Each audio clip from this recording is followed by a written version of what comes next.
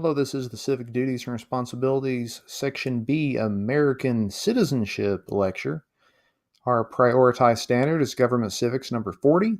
Objectively, we're going to inspect the process of naturalization. While other nations are bound by common ethnicity or religion, Americans are linked together instead through citizenship. Our government grants its citizens many freedoms and rights. For instance, we have a freedom to exercise civil liberties and also pursue life, liberty, and the pursuit of happiness. Also, we have a right to vote in elections for our political officials, and also if we decided to run ourselves for elected office. These freedoms and rights do not come without a cost, as citizens are expected to do things in exchange for these privileges and protections from the government. The 14th Amendment, which was ratified in 1868, if you love dates, guarantees American citizenship in one of two ways. You can gain it either through birth or you can gain it through a process that's called naturalization.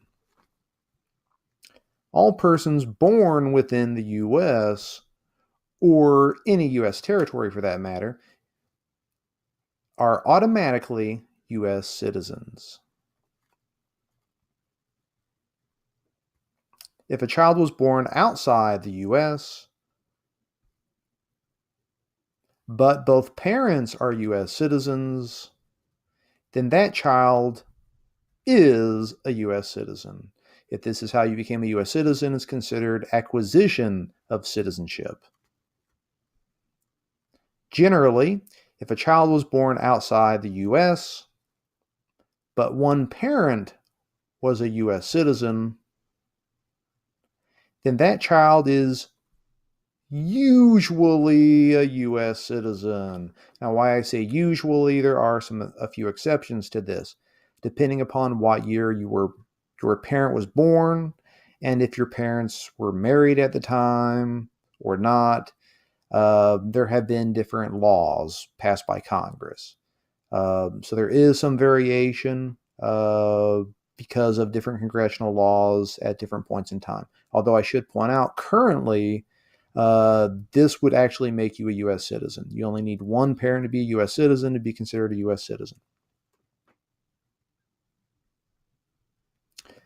A child, meaning one that's under 18 years of age, born outside the United States, that is, adopted by a U.S. citizen, becomes a U.S. citizen.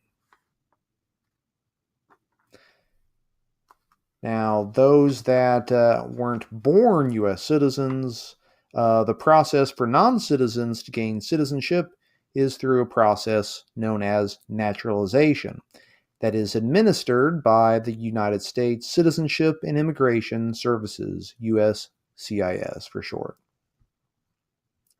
Those hoping to go through the naturalization process have numerous steps they must go through prior to becoming a citizen. Those seeking naturalization must meet several eligibility requirements in order to complete the Form N-400 application for naturalization, including must be at least 18 years of age, need to be a permanent resident for at least 5 years. So if you ever heard of a green card, when you have a green card, that means you're a permanent resident. And also you must be able to prove your continuous residency in the United States. So if there was ever a time you can't prove you were here, then permanent resident for 5 years can't be validated, so therefore not good enough. Also, you need to be able to read, write, and speak basic English. Should point out there is no official language of the United States, but if you want to become a U.S. citizen through naturalization, well, you have to know English. Also, you have to have a basic understanding of U.S. history and government, sometimes called civics.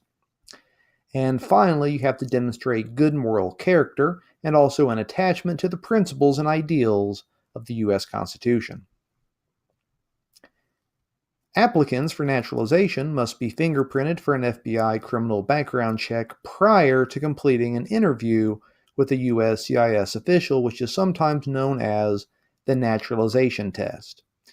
So the interviewer, when you have your naturalization test, will review your application and possibly discuss any changes since it was submitted, because sometimes that happens. Then the interviewer will test the applicant's English ability through reading, writing, and speaking. And then the interviewer will ask the applicant 10 U.S. civics questions from a list of 100 possible, where the applicant must correctly answer at least 6 to pass. So this represents the questions. Apologies for the ones you can't see below my head. But I should point out these questions, you'll get 10 at random, so you won't know which ones you're going to get. Also, this is not a multiple choice test. It'll be an open-ended question because it's not used just to see that you understand the answers to these things, but also to determine if you can actually speak English well enough to become a citizen. Test covers U.S. history, different types of government topics. If you take a look at these, you'll see these are, in fact, the questions. An applicant is given 2 opportunities to pass the English and civics test. They may reschedule another attempt within 60 to 90 days if they have to do so. Now, I should point out they've done some research and determined that not a lot of U.S. citizens could actually pass this test. Yet, the non-citizens that actually go through the naturalization process pass it at a much higher rate than just a regular U.S. citizen, which is the reason why the great state of Tennessee and several other states have actually determined that in order to graduate from high school, you have to demonstrate your civics knowledge, which is why you will have to take a civics test, which I'll talk more about at a later date. After successfully passing the naturalization test, the final step is to complete the naturalization process is to take the oath of allegiance to the United States at a naturalization ceremony. Should point out this is a little more wordy than, say, the Pledge of Allegiance, but this is actually the oath you would have to say to become a U.S. citizen. All right, so we have completed the Civic Duties and Responsibilities, Section B, American Citizenship lecture. Our prioritized standard again was Government Civics Standard 40, and objectively you can now inspect the process for naturalization.